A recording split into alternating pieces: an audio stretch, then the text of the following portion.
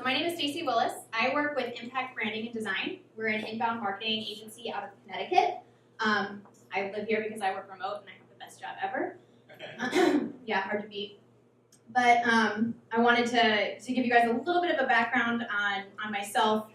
I introduced a messaging workshop when I came to Impact, and then with the team there, we have completely refined it and updated it to deliver to clients. So this is entirely a team effort, and I have the backing of an incredible agency, so I don't want you guys to think this is, well, that's a little early. But I showed you the first slide to kind of give you an idea that I'm like a professional person and that you should probably listen to me. But the next slide is what I look like when I talk about messaging and branding. It is entirely the most exciting subject. It's my biggest passion, and it's potentially one of the most overlooked things in marketing. So if I start talking really fast and getting really crazy excited, this is why. And I've done it ever since I was 2. So for the next one. So I really want to start by asking the audience, because we had a really good turnout for this workshop. Why do you guys think messaging matters, or why are you here? So give me a couple of raised hands and we'll ask the audience a little bit. I saw a hand go up back there. What's different about Mm-hmm. Anybody else? communicate the why of what you're doing? Mm-hmm. Influence the behavior of the lead. Yeah, so all really great answers, and it all goes into exactly what messaging is, which is truly the foundation of your marketing strategy. If you don't know what you want to talk about, how are you going to write an email? How are you going to write a landing page? How are you going to write website copy or a brochure? You really can't. So it really starts from messaging. So just to kind of give you guys an idea of what we're going to talk about today and why it's so important, I want to really ask you guys, and a show of hands each time a word comes up, of how many of you guys use the following words to describe your brand. So let's go. First word, industry leading. Anybody use that? Okay, next. Leverage. See a few hands. Not as many as I usually see on that word. Cutting edge. Couple. Solutions. This is the most overused word in marketing. And then innovative. We have some tech companies in here. So with all of the hands that I just saw raised, if every single brand in here uses these words, do you guys all look the same? Yeah, it's really hard to stand out if you guys all use the most overused words in marketing. So that's why we do messaging. Is everybody familiar with Where's Waldo? This is what the market looks like to a consumer. I'm going to go ahead and have you click, because I know you all are looking for Waldo right now. So I'm going to show you where he is so you guys can pay attention to me. Go ahead. He's right there.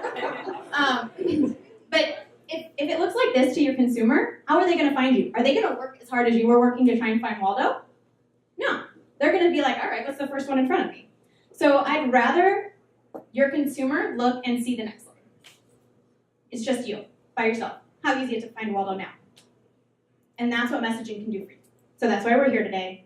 And I really wanted to just use that to frame it. And I think the previous conversation about the takeaways from inbound totally teed me up. So thank you. One of the things I want to talk about, and I don't dislike this word, it's a great word, but when we're thinking about messaging, I want you to actually not think about the word disruptor. This is a really, really popular word. It was something that really came about when startups came on the market. But what does a disruptor sound like to you? When you were in school, what was a disruptor? It was a negative, right? It wasn't a good thing. And what we tend to do when we think of being a disruptor in terms of marketing is we think, let me look at my competition and say how slightly different I am than them. And what that's doing is we're framing ourselves in terms of our competition. Whereas if we go to the next slide, what you really want to be doing is thinking about how can I be a leader? How can I be the best me that I can possibly be? And when you frame it that way, you're framing it in terms of yourself. You're not worried about saying, how do I just slightly differ from the guy standing next to me? You're talking about, how am I the only person that's like me? That makes sense? So, let me go back one for me. Just a little background behind this picture. This was literally the first stock photo that came up when I Googled vacuum. And I know that's what I look like when I vacuum. But number 2, I don't think I've ever seen a guy vacuum. No offense to the guys in here that do, but I've never seen it. My husband doesn't do it. Today's a little bit different than a typical workshop. And I really want to make sure you guys understand why. which is why I put up a funny picture so you'd all stop and pay attention. You can't deliver or you can't create your messaging in a vacuum, right? It's not just you. You're not the only person at your company. And you probably need buy-in from somebody who's higher than you. Am I right? So what I want to do today is actually teach you how to go back to your brand, or if you work for an agency, one of your clients, and deliver a messaging workshop that's not created in a vacuum. It's not just you telling your company or telling your client what you think.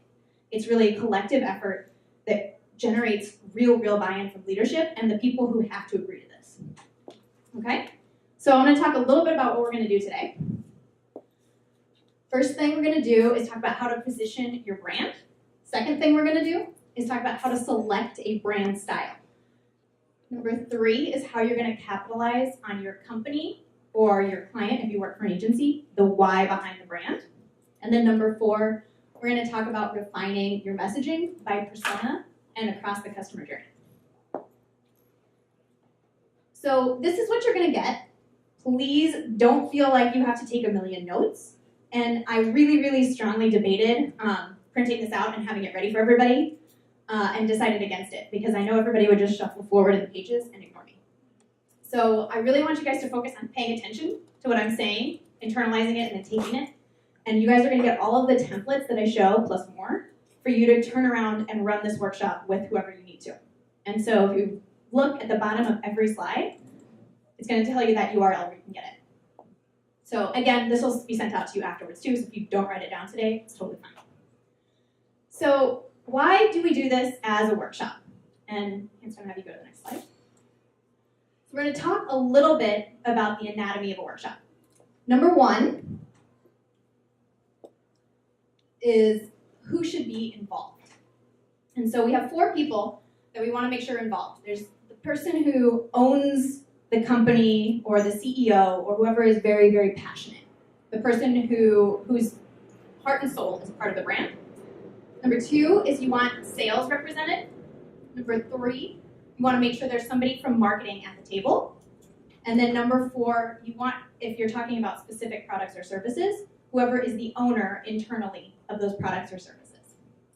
The reason we have all these people represented is they all represent very different viewpoints of the product or service. You have people who are talking directly to customers, people who are talking to prospects, and then you have people who know it so well that they can talk about it in their sleep.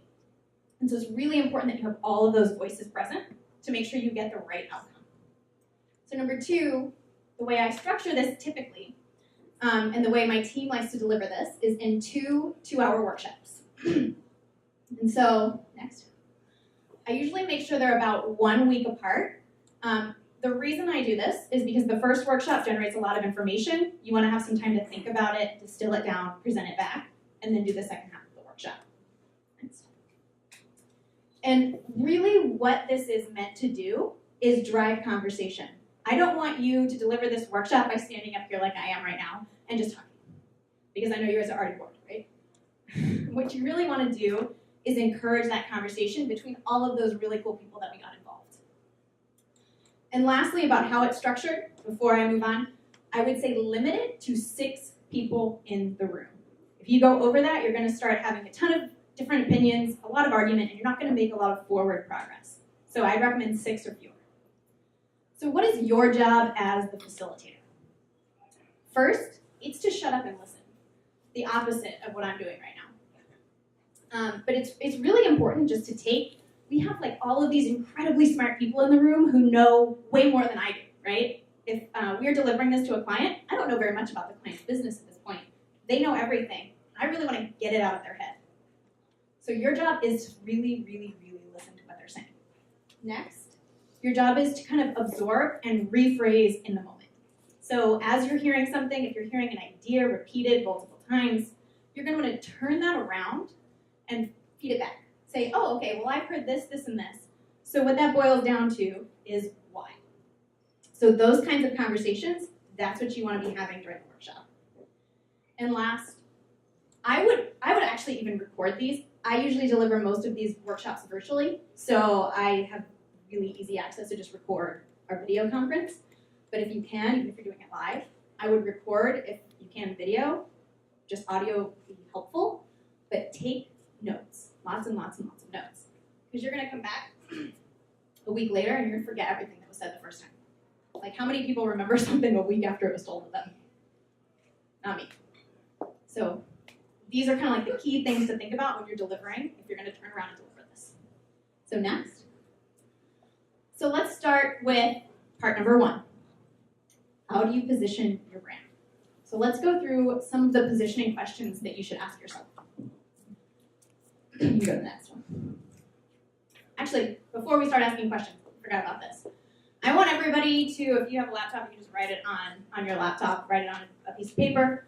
Write down what you think is one of your biggest differentiators as a brand. And if you work for an agency, pick a client. So I'll give you guys just a minute. That's yours if you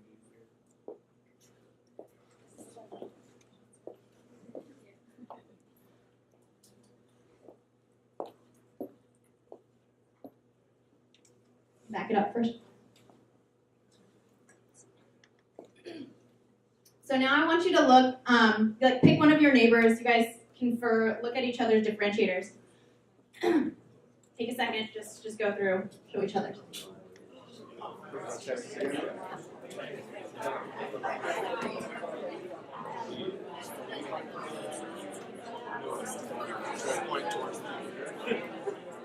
If it doesn't work, I'll pay you. Sounds good.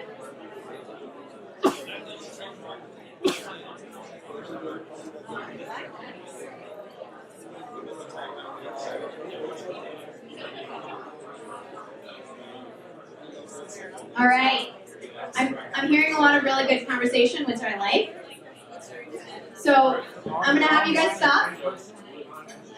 So really quickly, by a show of hands, how many people, when you looked at your partner's differentiator, needed more explanation to understand it?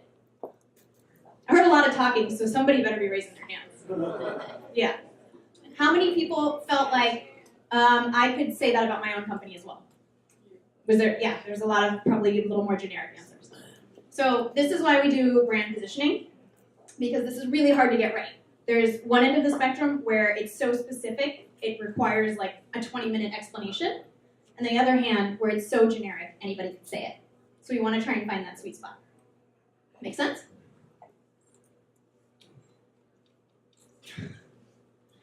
So what kind of questions do we ask? And first of all, what I'll say is when our team is delivering this in a workshop format, we answer all of these in what's called an accumulation style.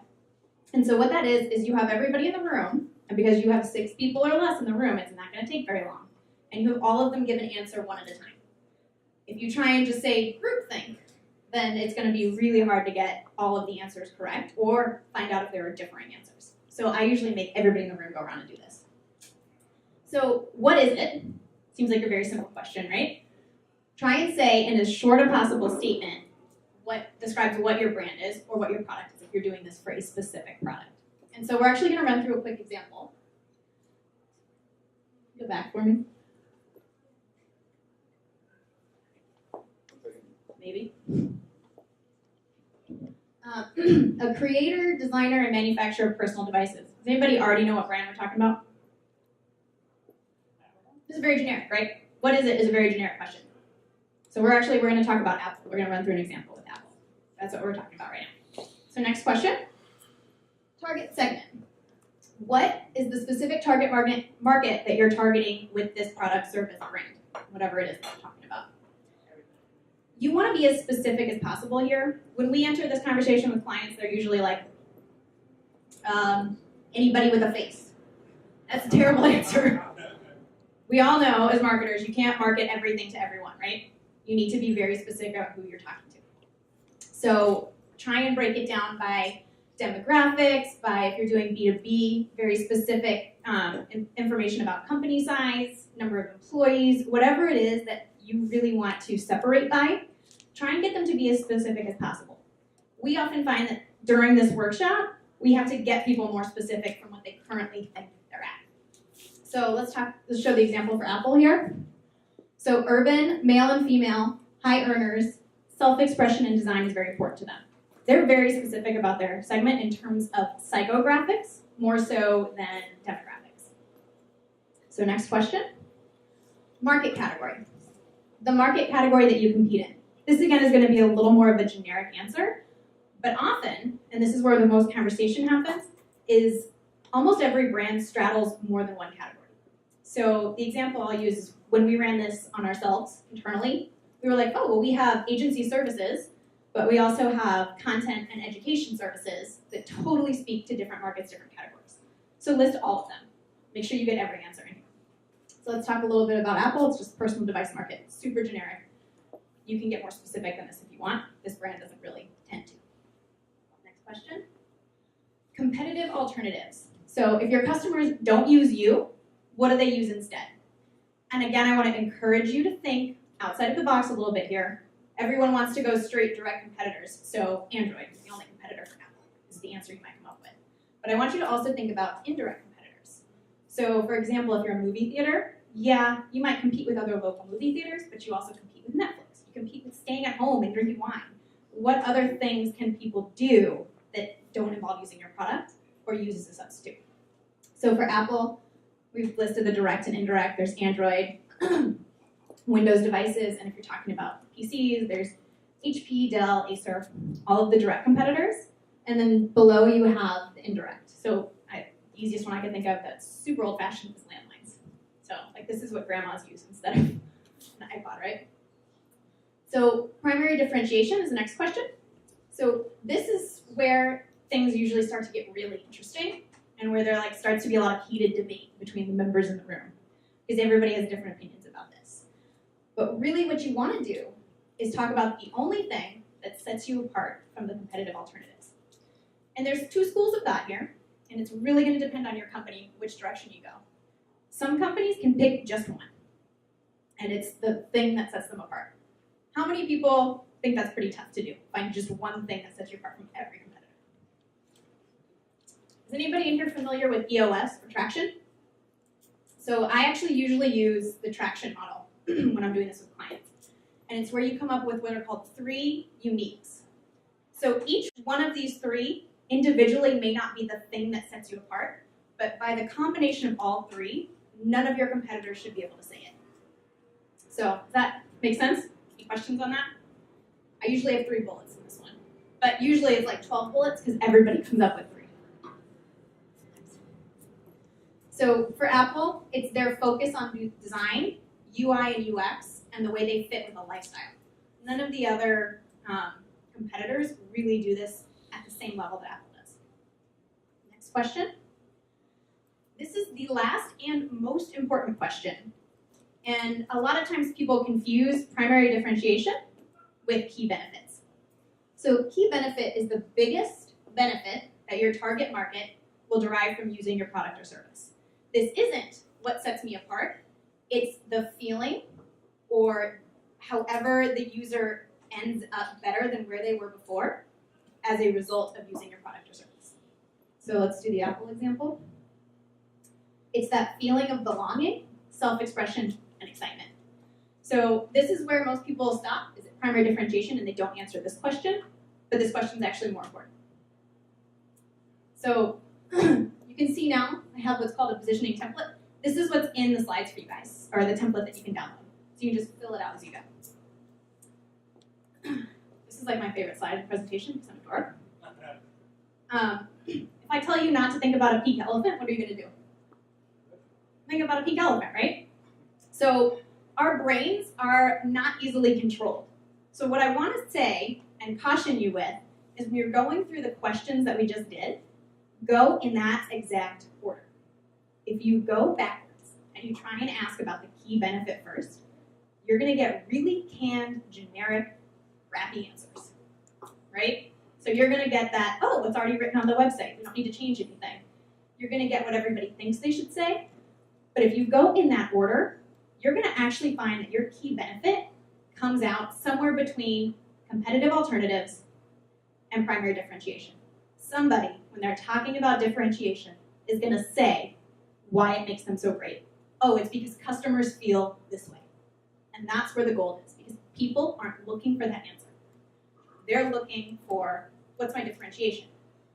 And so their brain is working in the background and giving you real, honest answers. They're not giving you the canned stuff. So just make sure you keep them thinking not about the pink elephant.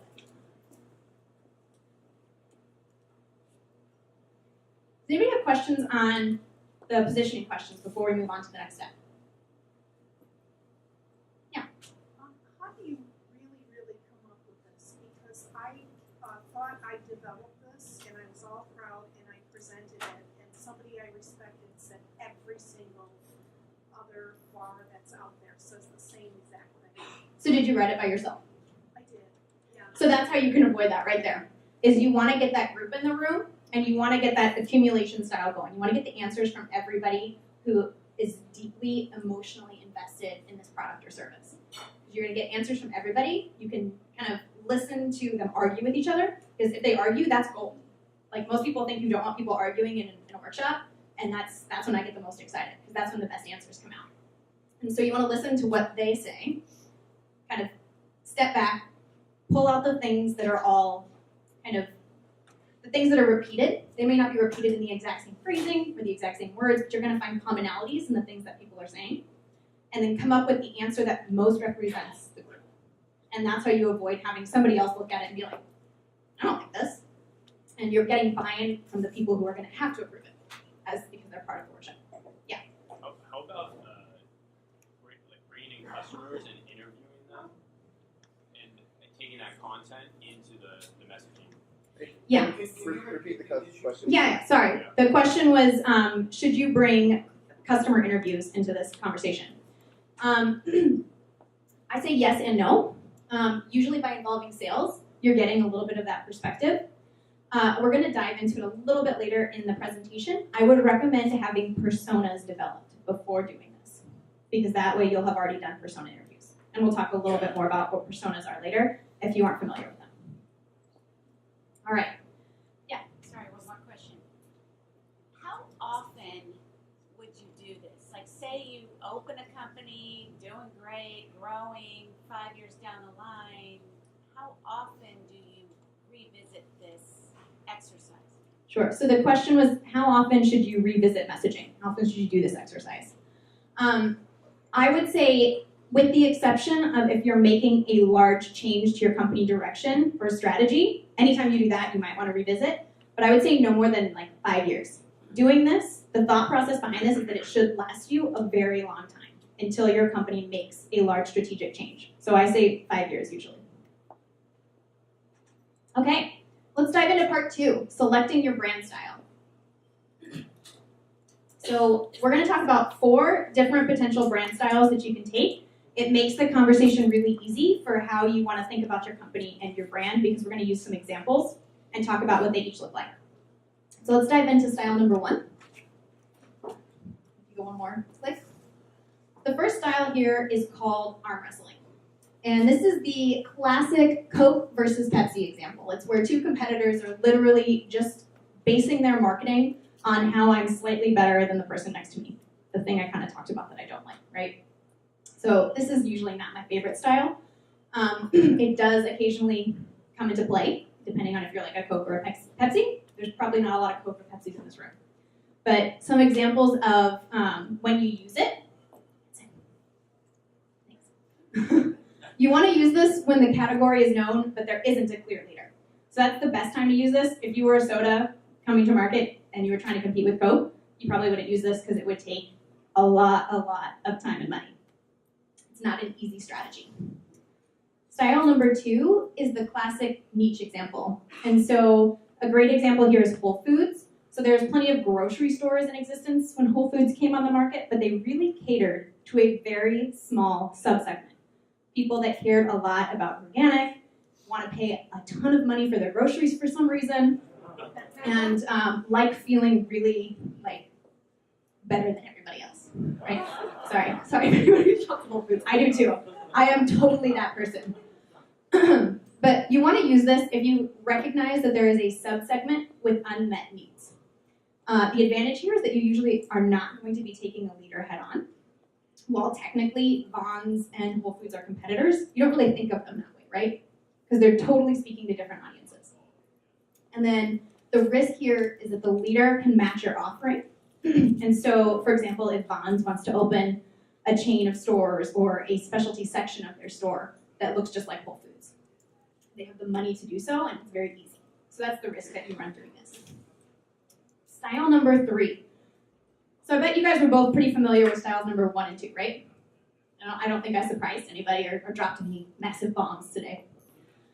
Number 3 is a little bit different. This is where people start kind of, oh, this is not what I've thought about before. And it's called reframing the market. The example that I always use here is Tesla. So initially, when Tesla came on the market, all of the other electric car manufacturers were competing on battery life. It's like, oh, hey, my battery lasts like 2 minutes longer than his, so I'm better. Tesla looked at that and said, well, that's crap. If I'm selling you an electric car, it better have a battery life that's worth your while. Otherwise, why? Why would I do it? And so they turned the market around and said, we're going to compete on style, luxury, the experience. And so they started talking about something that none of their competitors were. And so what you want to do here is do this when there is a breakthrough or a market change. So if you have something that's new that none of the other competitors have.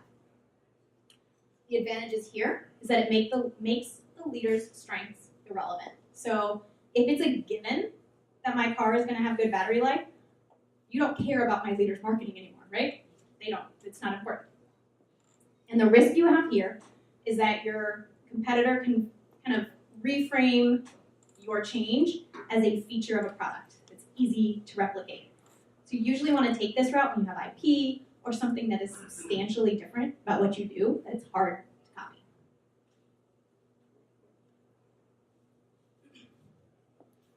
Last style here is called change the game. This is the classic Uber example. So if your company's name becomes a verb, oh, I Googled it. I just Ubered it. You know you've done this right. And what this looks like is that you have invented a category that did not exist before you came to market. It's pretty much as simple as that. So when to use this is when there's no existing market. So if you have something that is so new or such a breakthrough that nobody else has done it, that's when you're going to kind of take this approach to this stuff. Whoops, back up for me. The advantage here is that as the creator of the category, you're the automatic leader. And then the only risk you have, which is a pretty small one, is that fast followers could beat you to becoming the leader. So when you guys are going through an internal workshop, this is what I usually do. We will walk through each one of these styles, just like I have, showing examples with our clients, and have them tell us which one sounds most like them. And you're probably going to have an idea in your head already, especially after walking through the positioning template, but you're going to want to get everybody else's feedback first. So we'll say like 9 times out of 10, I usually have this like checked in my notes before we even get here, but I want our clients to say it first. If they say it first, it was their idea. And then all of a sudden there's no arguing with it anymore, right? Because why do I want to argue with myself? I am always right.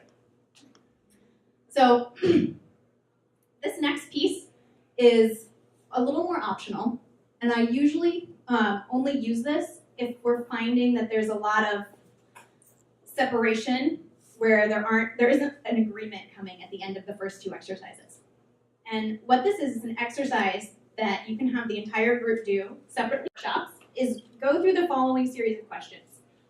I would say I usually end up going through about 60% of these questions, 50 to 60 on average, because sometimes they are already answered during the positioning statement exercise, but they're really good to make sure that you've answered all of these questions by the time you walk out of a workshop.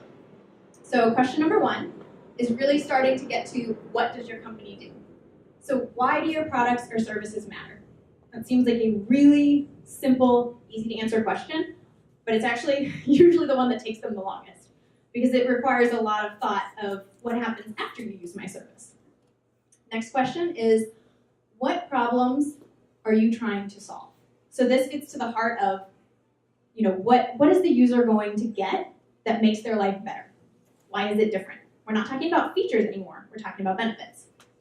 Next question is, what is it that you do to solve the problem?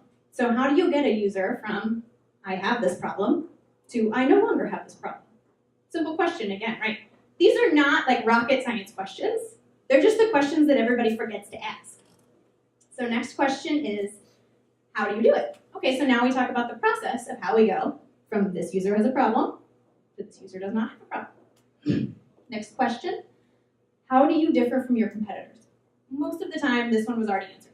So I often skip over it unless I feel like it needs a little bit more explanation. So the next series of questions is now really going to be getting at that why. So number one is, what do you believe? Seems like a weird question to ask as a marketer, right? That sounds like a religion question. But this is one of the most important questions you can ask. And it's not, what do you believe in terms of religion? It's what do you believe that made you start this company if you're the CEO? That makes you work for this company if you work for it and love it. That makes you come to work every day to create this product or service. Next question, why do you do what you do? Usually about here, I can stop talking for about 30 minutes and just listen. And then this last question is kind of all right, let's finish this with what are you passionate about if you didn't already answer it in the last question. And the reason we do this is where the magic happens in this workshop. It seems like the most simple, easy to ask questions, but this is where the passion comes out. This is where you're going to hear why the company was founded. I did this exercise with a company of mine that's a custom software development firm. Sounds super exciting, right? What happened here is that the CEO, who's a former developer, the most textbook engineer you can think of, choppy sentences. He sends me emails with just bullets and no sentences, no fluff. He talked for 20 minutes about how much he loves creating something from nothing and how much he enjoys watching his clients make a bigger impact on their markets because of the work that he did for them. How much more impactful is that than I can make you custom software? Very, very different story, right? And so this is where my favorite part of the workshop always is. So before we step into number 4, any questions on the whys? Yes? I find it difficult in these workshops to get the C-level people to say more emotional adjectives versus I feel like a lot of C-level people are really pragmatic and give tactical answers. Do you have to work up to this? So the question is, do you find it hard to get the C-level people using these more excited, more emotional adjectives rather than the typical party line? The answer is no, but it's only because we have tested and tested and tested the order in which we ask all these questions. The questions have been there since day one. The order we ask them in has changed dramatically since day one. And it's because if we ask them in this order, we get them thinking about the things they're comfortable with first, and then we start asking these why questions once they've started opening up. That's when they really start letting that emotion out. And so the simple answer to that question is no. I've never had a problem getting a CEO to really get passionate about stuff as long as we go in this order. If we started with the why questions, they'd be like, to make money. Which is, yes, we all know that's why you start a business, but your customers don't really want to hear that. All right. Any questions before step 4? Okay. So step 4 is where we're going to get really, really tactical. This is where we're going to talk about how do we refine our message by persona and across the customer journey. So first of all, how many people here are familiar with personas? We have a lot of HubSpot people in here, so I'm not surprised by that. I am not going to take a bunch of time and talk about personas. There are millions and millions and millions of places that you can go find how to make a persona. It's essentially a portrait of a person who is one of your ideal buyers. And just to give you a quick example, if you want to go 2 slides, one more. This is what Impact uses when we're presenting about personas. So we talk about basic information about them, demographics, summary, and then the most important reasons why they chose the company. This is basic. Personas will be much more in depth than this. I just want to give you an idea of what I try to bring to this workshop at the start. So you usually want to have these things answered before you come in. So I know somebody asked about that earlier. Next. One of the biggest things that we have always felt is missing from a persona is a decision-making style. How many people incorporate decision-making styles into their personas? I saw a couple hands, which I'm really excited by because usually I see 0. So what's great about personas is that it humanizes the person that you're talking to. Why we think this is missing is you're trying to get your persona to make a decision to buy your product or service, right? So if you don't know how they make decisions, how do you want to do that? It's a little bit harder, right? So let's talk a little bit about decision-making styles. So decision-making styles happen across 2 spectrums. So the x-axis here is the spectrum from very logical decision makers to very emotional. So logical, I make decisions based on fact and fact alone and nothing else. Emotional, I make decisions based on gut feel. On the y-axis, you have the spectrum from very deliberate decision making at the bottom, so very, very slow, up to very quick, where I make very snap judgments. And what that creates are these 4 different quadrants. Is anybody here familiar with DISC? Quite a few. So this is highly related to the DISC personality styles. And what I actually didn't know before I started really diving into the research here is this actually goes all the way back to like ancient Greek times. That's what this 3rd word is in every single one. This is what the Greeks called each of the 4 personality types. So this is like not new research. This is stuff that we've known for a very long time.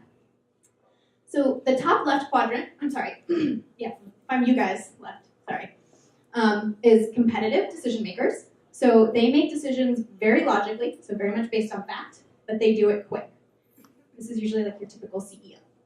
Somebody who is very, very busy, so they have to make decisions quickly, but they want to have all the facts on their side. Top right are spontaneous decision makers. So these are people who make decisions based on emotion, and they do it very, very quickly. Has anybody seen the movie Up? You guys remember the dog that can talk? It's like squirrel, squirrel, squirrel. That's this person. Really easily distracted. Bottom left. So this is people that make decisions very logically, and they take forever to do it. This is the person that you want to like slap and say, just make a decision. So this is like your typical engineer. Like I want to have every box checked before I say yes or no. And then in the bottom right, you have the humanistic decision maker. So they make decisions based on emotion, but they take a long time. So this is somebody who's very wishy-washy and has trouble making a decision, but when they do, it's usually based on some sort of gut feel. Let's go to the next slide. You can bring them all up.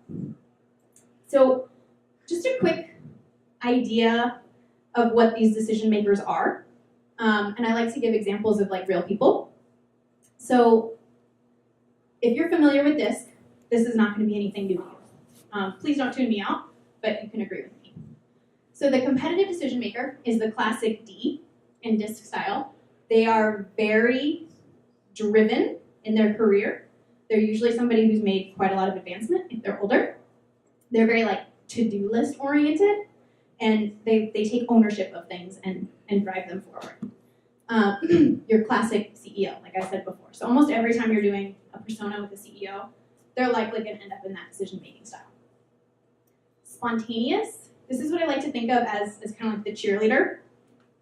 And that's like sort of an icon. I just wish it had like pom-poms in its hand. But what they are is the classic I from DISC. They're very relationship-oriented. They love working in teams. They get really excited really easily. Like that first picture of me that you guys saw. I'm actually a combination of D and I. Methodical is, like I said before, it's that very classic engineer. I want every single thing answered.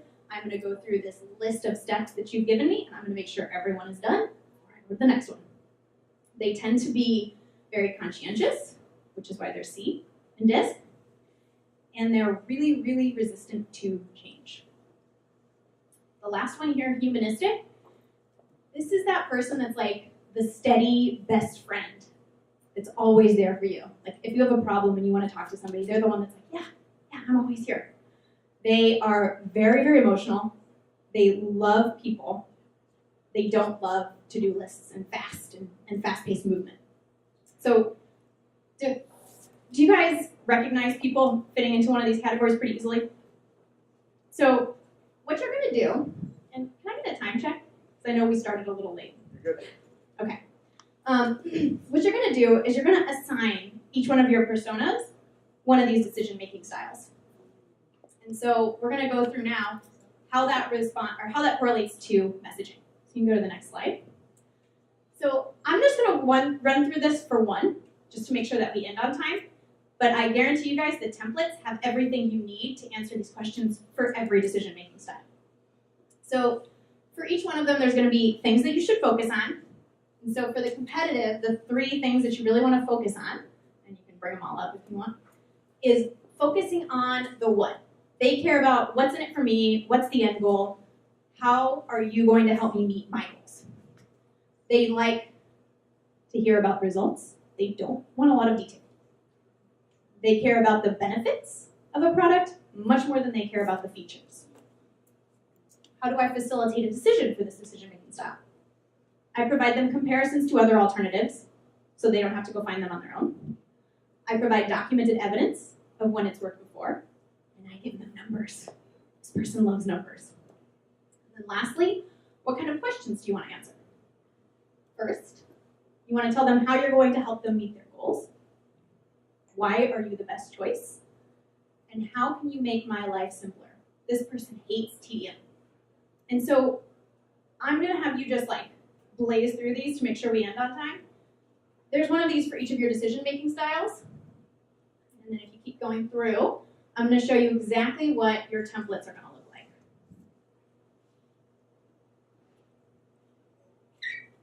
Sorry about the clicker, guys. And so you'll get these slides as well, so you can see like the very high level. But what I'm really going to give you is this template. So it gives you all of them. So here's how you message to this decision-making style, and here's the questions that you answer for them. In the templates, there's one of these for each. I would not recommend showing these in your workshop. How many CEOs are just going to be like, and stop listening to you? All of them. So the key here is to make sure you get them to name a decision-making style for each of the personas, and you take everything back, go off and look at all of the templates and figure out, all right, how does that affect my messaging on your own? Make sense? All right. This is a big subject. I could literally talk about decision-making styles for like 2 hours. We are getting ready at the end of this month to release a ebook that covers literally everything we've talked about. So I'll make sure you guys are on the list to get that. Send it through SD Inbound. Well, since I do the emails, I can do that. And there's nothing you can do about it. But does anybody have questions on decision-making styles and why they're so important to personas?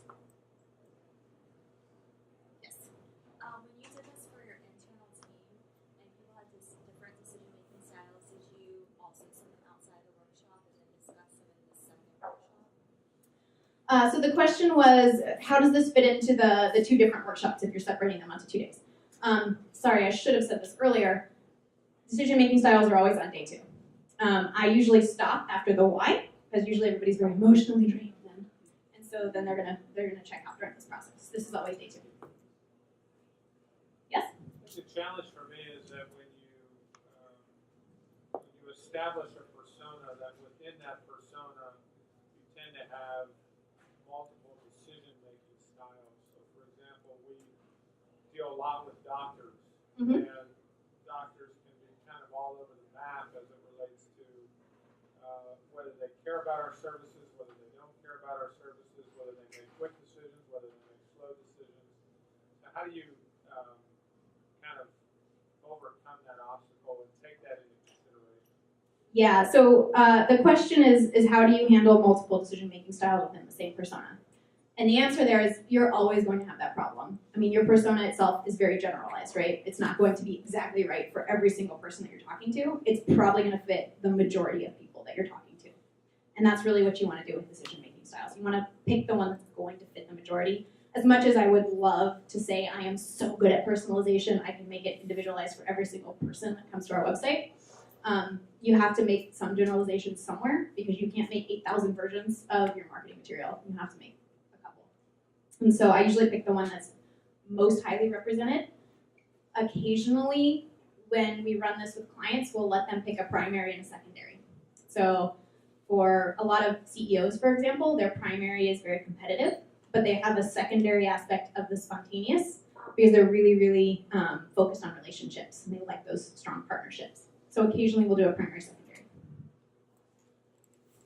Question? Have you hacked this into HubSpot, like using custom fields or anything like that? Oh my God, I'm so glad that you asked that. So have we put this into HubSpot using custom fields? So actually, when we get to the very end and I show you what your output should be, what we use this for is the blueprint for how to use smart content in HubSpot. So if I know what persona you are when you come to a page, I'm going to show you a completely different page that's based on the messaging that fits you. We don't do a ton of custom fields. We usually try and base it on persona. If you have 8 different versions of smart content, that becomes very difficult to manage. And usually you'd have 3 to 4 personas, and that's an easy amount to manage with smart content. Yeah? You try to determine this style without interacting with the person? So when we run this workshop, we'll do it without interaction. We do have some clients who are willing to have their customers take a DISC assessment, and then we'll pick the overwhelming majority. So if you have that ability, it's a great addition. All right, let's talk a little bit about customer journey mapping. Quick question before we move to the next slide. Is everyone, or anyone, I guess is a better question, familiar with the value journey canvas from Digital Marketer? Oh, 1. Okay, cool. Well, for everybody else in the room, I'm going to show you something that's going to blow your mind. So we can go to the next slide. So, woo, right? I know. I'm just going to drop the mic. So we're used to seeing things as top, middle, and bottom of the funnel, right? So value journey canvas breaks that down much deeper and more explicitly. It's a very big generalization to do that top, middle, bottom of the funnel. So first stage here is attract. This is how we're bringing eyes to our website or to our marketing materials for the very first time. The next stage is called engage. So this is where they're actually reading materials that we've written. Could be a brochure, could be a website page. Maybe they're watching a video, they're engaging with our blog or our content.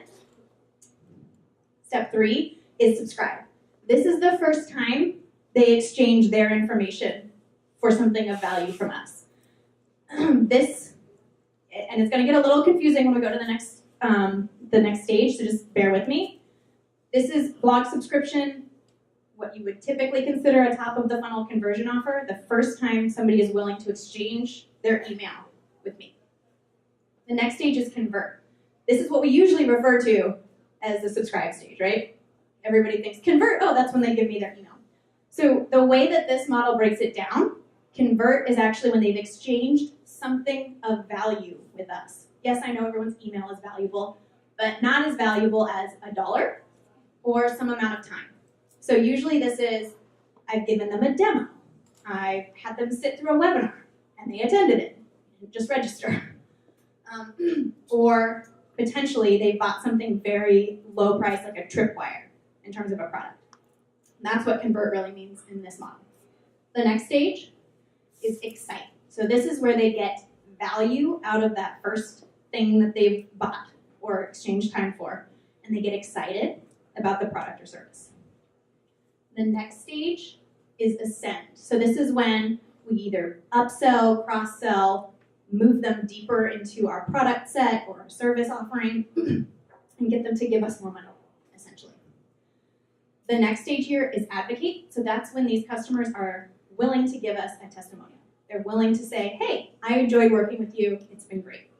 And then the last stage is where they become our promoters. So this is, we just talked about a little bit with the inbound lessons, like getting them to go out and say, without you even asking them, hey, this company was great, you should work with them. And this is our goal for every one of our customers, right? Before we go to the next one, Does this make sense to everybody? It's totally like basic common knowledge, but nobody ever broke it down to me this way until I saw this value journey canvas. So that's why it blew my mind. It was like, oh, you took everything I wished I knew about this and wrote it on paper for me.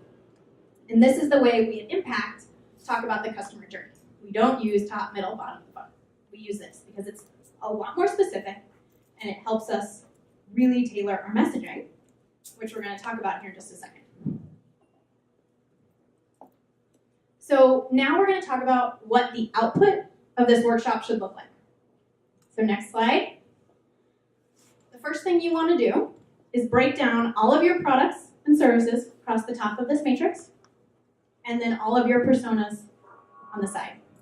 The X's in the box refer to when this product or service would be sold to this persona. You're probably going to have some where not every product applies to every persona, right? So you're going to save yourself some work and not develop messaging for that, because that would be pointless. So start here so you know how many different messaging templates you need to fill out. Next slide. This is what you create for everywhere there is an X in one of those boxes. This is how I position product or service A to persona number 1. You want to create, you want to create a unique value proposition for each. So this is where you make it really specific to the product and not just about the brand. And you can use your value prop Madlibs here again if you want. You want to create key messages. So apparently we have 3 message ones. Sorry about that. But you want 4 at the most. I usually go between 3 and 4 key messages for each one of your products or services that would relate to that persona. And this is where you would prioritize them based on their decision-making style. So if I had a very methodical decision maker, I would want to make sure that I talk about process, or timelines, or here's how we do every step. Whereas if I'm talking about a CEO who's very much the competitive decision maker, I want to talk about results. You're going to be able to spend X amount of time less doing this thing, whatever it might be. You're going to get a 10% ROI, whatever it is. Hopefully it's higher than that. You want to create a sample story. And this is the part that people like to try and skip over, but it's actually one of the most important parts. Talk about it from the perspective of your persona. So the way I usually write these is, this is what this person's life was like before they bought the product. And it was terrible. And there's clouds and rain. And then they found this product. And then after, it's sunshine and daisies and rainbows and what's great about their life after. This makes it human. This, if you hand this to somebody who's writing an email, who's writing a brochure, they're like, oh, I get it. This is how I'm trying to talk to the person on the other end. Overcoming common objections. This is stuff you're going to grab straight from those templates. So this is, if you're talking to a CEO, give them comparisons to other options so they can make a decision. That's how you overcome an objection. So they're all in those templates that I've sent out to you guys. What to avoid.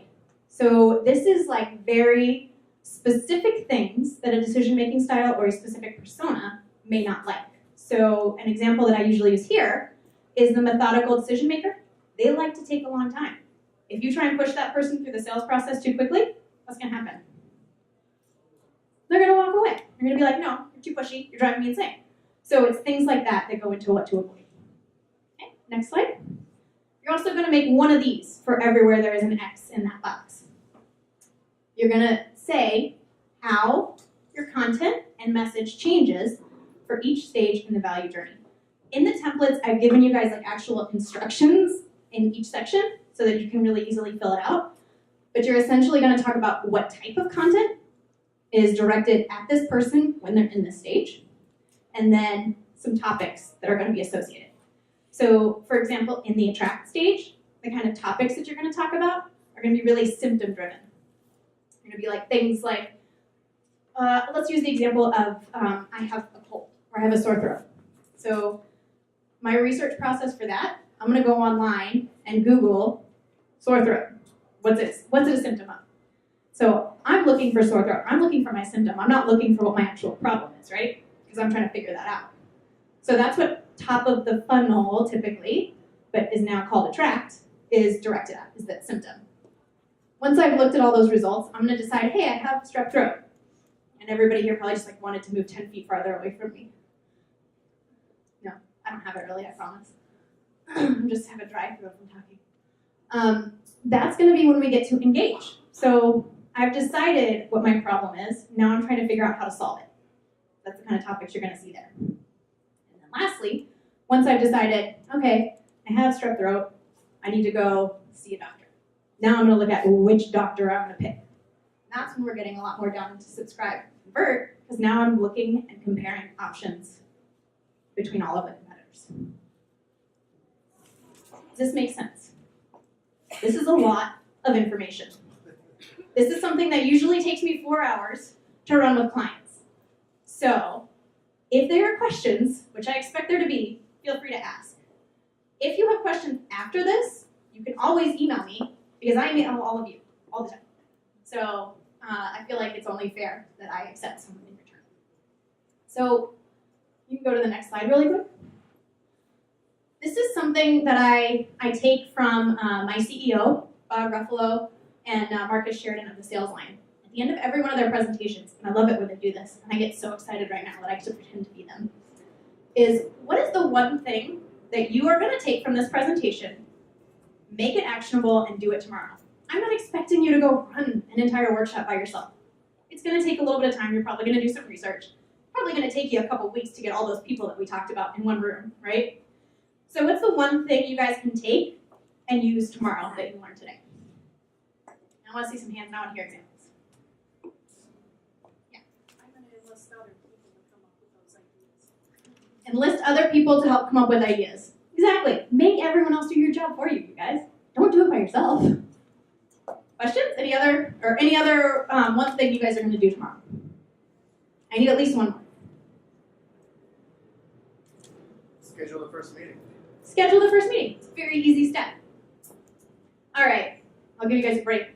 Anybody have any questions now that we're all the way at the end and I just brain dumped years of information on you?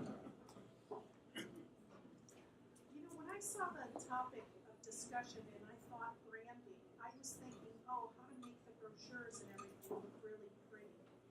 So how vast does this branding get when you address a subset of it today with messaging?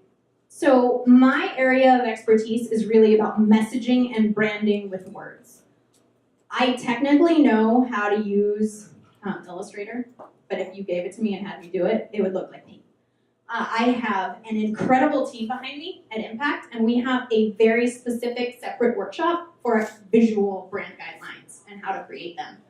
We have tons of information on our blog about it, so I would highly recommend looking through. I am backed by like the greatest creative team there ever was, so I'm very, very lucky. When I deliver one of these, it can be beautiful. How do you enforce this company-wide? How do you enforce this company-wide? Oh, that is a good question. One that doesn't always answer very easily because it's very highly dependent upon the industry, or sorry, the company that you're looking at. Usually when clients come to work with us, they're paying a lot of money. So they're very willing to kind of force everyone to use it. The beauty of coming up with those kind of templates for the messaging is it's really easy to send to people in the company and have them put us to that vision. If they can't answer that, then you can't talk about it in messaging. Back in the back.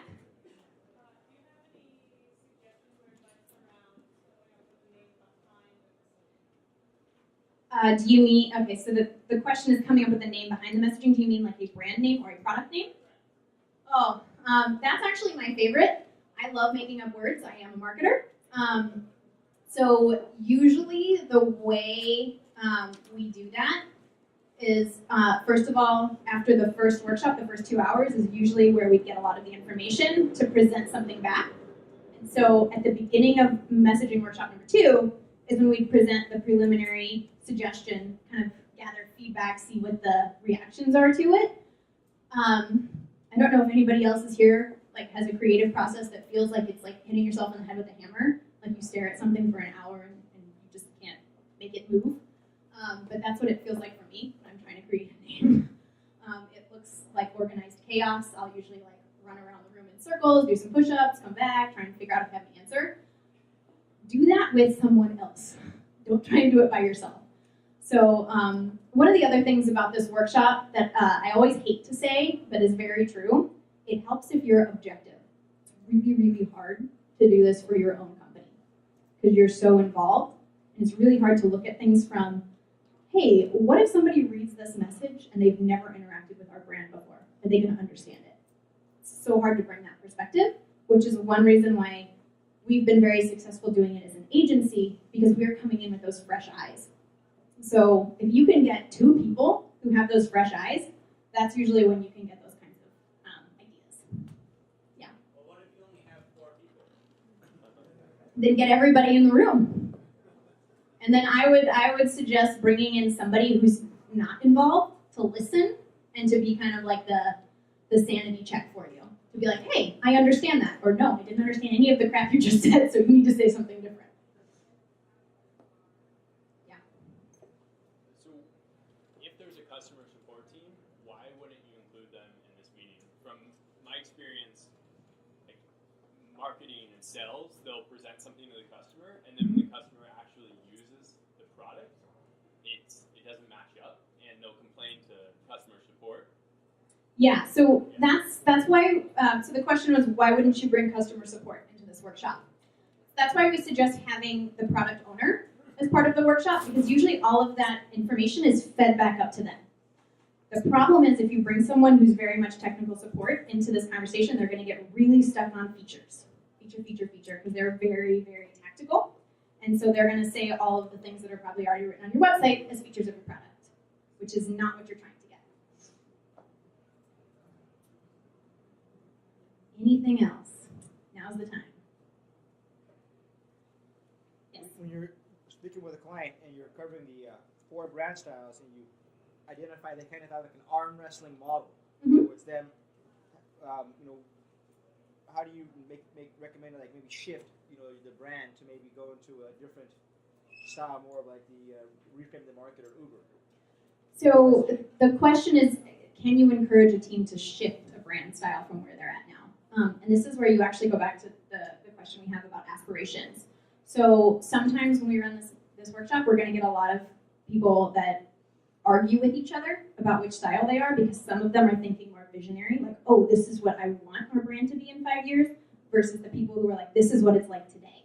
And what you want to do is find a happy medium. And like I said, as long as the brand is doing something to move in that direction, it's okay to use it. But I would have that conversation about when do you see us fully being in this style, and kind of open that door for them to argue about how far out they feel like it is.